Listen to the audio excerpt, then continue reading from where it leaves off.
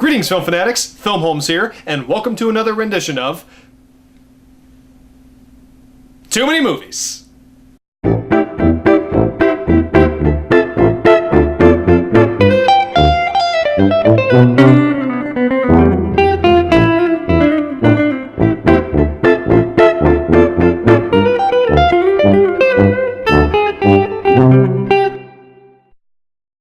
So since it is Halloween month, the month of October, I really thought about, I'm not big into scary movies. Like, it's hard for me to watch a movie and to get scared or legitimately creeped out. So I thought, it is the month of October. I do a lot of movie watching. Besides a lot of other movies I want to watch, I need to watch some scary shit. I've got a lot of it in my collection, and I've actually bought a lot just to watch this month. And some of it may end up on this show and some of it may not. But there was one movie in particular that kind of got me really thinking about it because I've been wanting to watch it for a really long time. It's an old classic movie by legendary director Robert Wise. And I had heard about this film for years, and there was a completely shitty remake in the 2000s that I have seen, and even when I did see it back when it came out, I knew it was an ungodly mess, and I figured the original wasn't much better. I was dead wrong, didn't know much about films back then, but I found it on Amazon, again, like to get some money please, and it was a good price. I bought it, I watched it, and, well, I guess I gotta get to that part. But the movie that I am referring to is the original The Haunting. So I'm gonna talk about it here. I guess this will be the first scary movie that I review for the month of October, so let's get to it. Halloween time!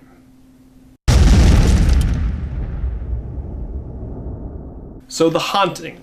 Don't know why that came out so weird, but The Haunting, directed by Robert Wise.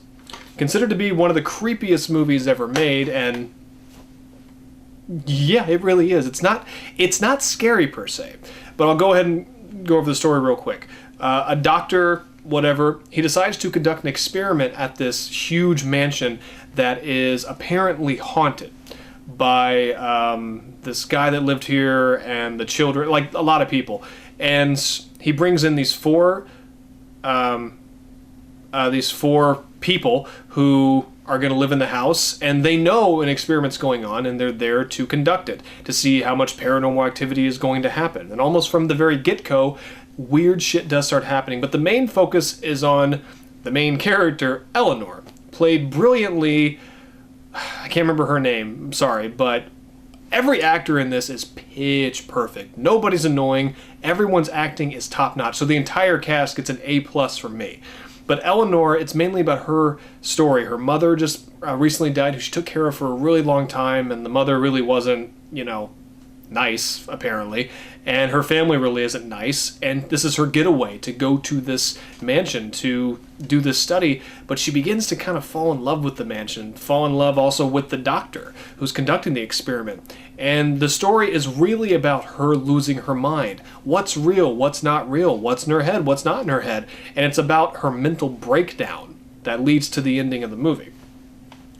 Now, again, this isn't really a scary movie. Like, I went all out. I got myself a blanket in the living room, and I turned out all the lights, and, just had fixated on my TV, and I wanted to be in that scary movie mode. And I will say the movie creeped me out quite a few times. The suspense in it is pitch perfect. The direction by Robert Wise is wonderful, and a lot of these shots are beautiful. The cinematography is wonderful.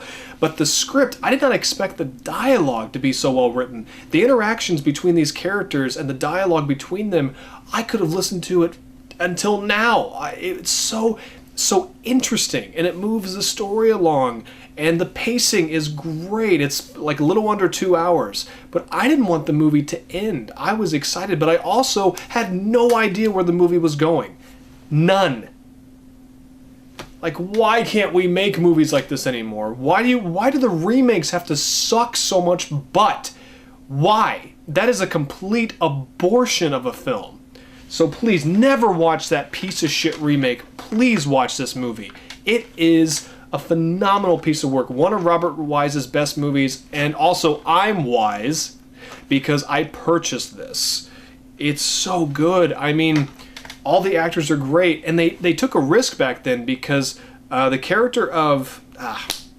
damn it. I'm already going to forget her name. Does it say in here? Probably not. Anyway, it's the other woman in it. I'm sorry, I don't remember her character's name. But it's obvious that she's a lesbian. Or at least bisexual. Now, since this was made in the early 60s, they were told you can't do that. It has to be subtle. And it is, because you're never sure. And it seems like she has a crush on Eleanor. And she kind of acts like a schoolgirl with a crush and treats Eleanor very nice, but then treats her like complete shit. And it leads to a lot of suspense and tension between the two characters. Subtlety. I know that that's not something that happens a lot in Hollywood anymore, but god damn it, they knew how to do it back in the early 60s. And that's a great like subplot for the movie. And the other guy besides the doctor, he's like kind of the comic relief, not like Owen Wilson in the remake, but he's the comic relief, but he is charming and funny. And it's cool when he really starts to believe the place is haunted, because some creepy shit happens. And that's really what this is. It's a thriller. And I love thrillers. There's no gore. There's no blood. There's, none of that. There's no ghosts murdering people. You never even see ghosts. Now, that doesn't mean that the place isn't haunted. It doesn't. It just means they didn't show any ghosts. And that makes it even scarier. Or creepier, whatever. And that makes it even better. It's subtle. That's to me what a great scary movie needs to be, where you don't actually see the ghost. Hell, even Paranormal Activity, the first one got that right. From what I remember, you never actually see the ghost. Blair Witch Project did that really well. Not a great movie, but they still did that well. It adds to the suspense, and these movies are supposed to be suspenseful. They're supposed to make you not want to watch it because you're just in your chair like this and not knowing what to do. Now, The Haunting isn't all that, but it definitely it had me intrigued.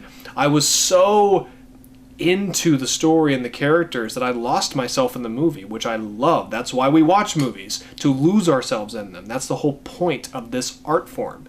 And The Haunting is art. It's not just a great scary movie, it's a great movie. It's a great film, and highly underrated.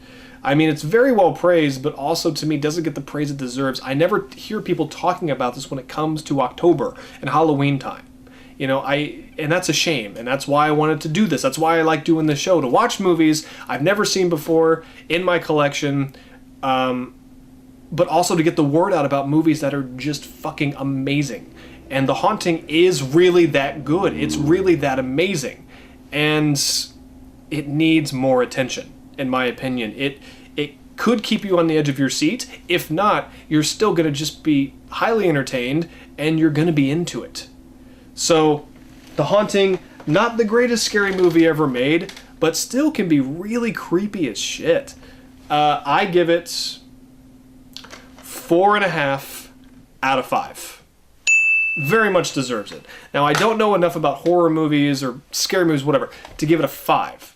And it's not like it's one of my favorite, of those types of movies. But 4.5, I think, is more than fair, because it honestly is as close to perfect as you can get. The suspense, the tension, the characters, the script, the direction is gorgeous. And the cinematography is too. The music in it is on point. And it's mainly just these 4 characters. So in an hour and 50 minutes, you really grow to love all of them. There are no jerks in the movie. Like, the funny guy can kind of be a jerk, but in the best way possible. And I will probably rewatch it before the month's over, honestly.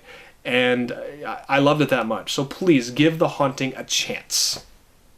So there you go. There's my review of The Haunting, the original. Do not watch the remake. And please give it a chance this October. It's still very early in the month. Buy it. I got on DVD for like $5. If you want it on Blu-ray, it's not that expensive either. Wonderful film. Can't wait to rewatch it. But because it's October, I got a lot of other movies and scary movies that I need to watch so I can do these videos. So I'm Filmholmes. This was Too Many Movies. As you can see, I got more movies I got to watch. So tune in for the next video whenever the hell it comes out. Take care.